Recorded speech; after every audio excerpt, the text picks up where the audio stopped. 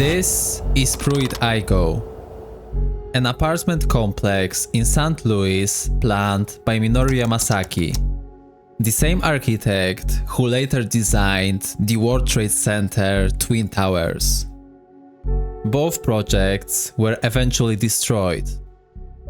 But that's where the similarities end.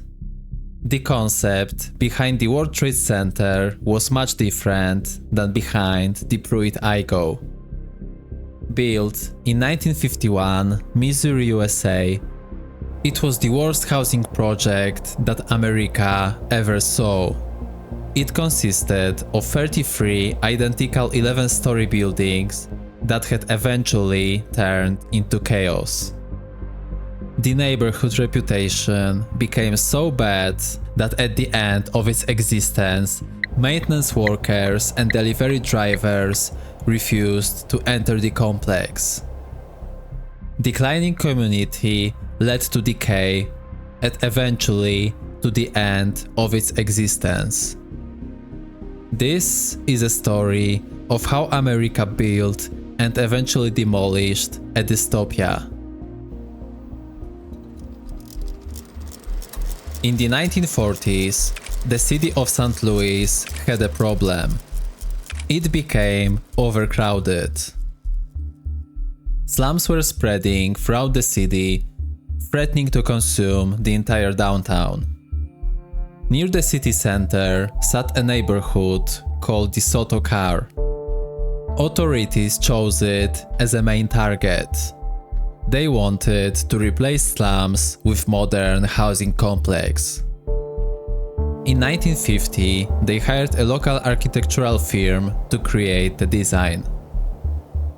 Yamasaki was the architect in charge.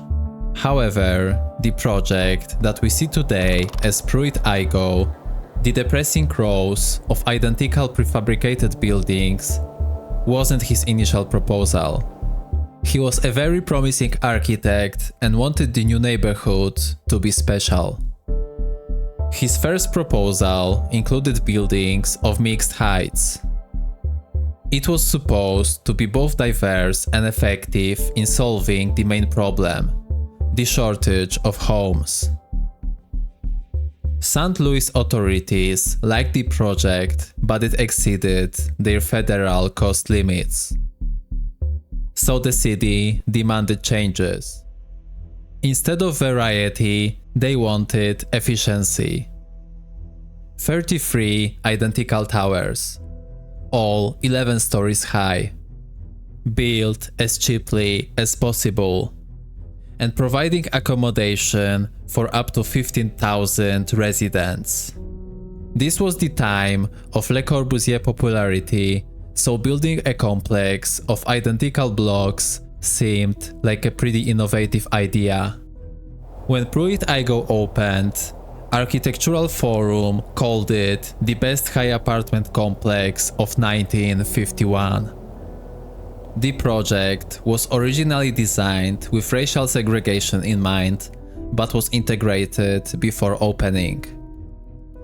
No one imagined how big of the catastrophe the construction would become.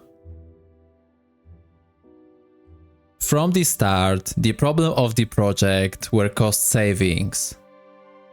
To meet the budget, Yamasaki made an unusual decision about the elevators. Instead of normal elevators that stopped on every floor, he planned skip-stop elevators. These only stopped every third floor on the 4th, 7th and 10th. The savings were massive. 12% of the total cost of the complex. But it meant most residents had to climb stairs to reach their apartments. The blocks also had no ground floor businesses, which forced residents to take long walks for simple grocery shopping.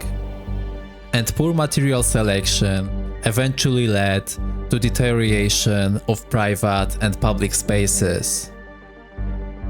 This was already a bad start, but things got even worse as people started moving in.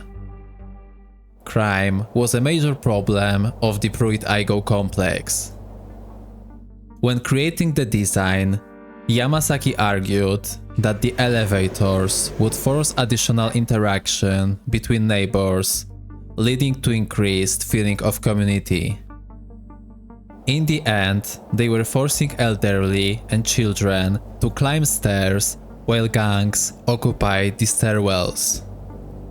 Single mothers organized into groups just to take their kids to school. Interestingly, most vandalism was done by people from outside the complex, not by the residents themselves. The high-rise apartments, far from the rest of the city, proved to be a magnet for people with all kinds of intentions. The blocks also included gallery floors on every third level, open corridors with laundry facilities and common areas. The idea was simple. Mothers could wash clothes while children played in the sunny galleries.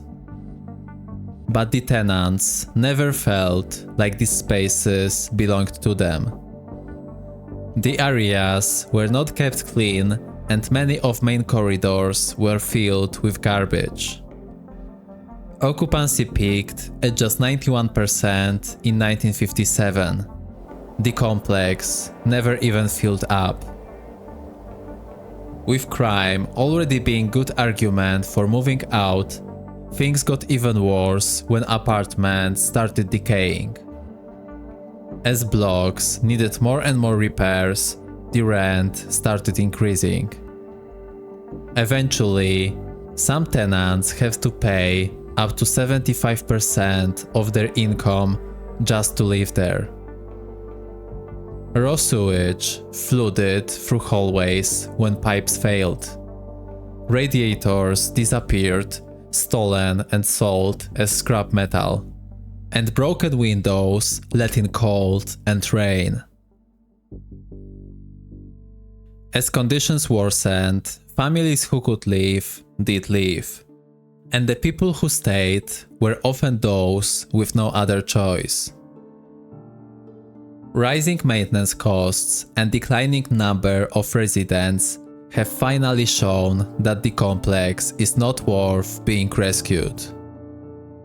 In December 1971, only 16 years after construction, authorities agreed to demolish 2 of the Pruitt-Igoe buildings. They hoped that a gradual reduction in population and building density could improve the situation. That assumption quickly proved wrong. Without any improvements in next 2 years, they decided on demolishing rest of the complex. At this point, only 600 people remained in the blocks out of an original capacity of 15,000. 96% of the complex sat empty. The last tenant moved out in May 1974 and the project was fully demolished by 1976. Pruitt-Igoe became a symbol of the failure of modernist architecture. Most problems came from the St. Louis city authorities' insistence on reducing costs. Poor material selection eventually caused irreparable damage to the project. And keeping the whole complex separate from all the shops and services led to isolating the community from the rest of the city, which encouraged criminals. Today, more than 50 years after its demolition, most of the site sits empty. A void in the city where a failed utopia once stood. A reminder that building rows of identical buildings isn't the best solution for effective urban planning.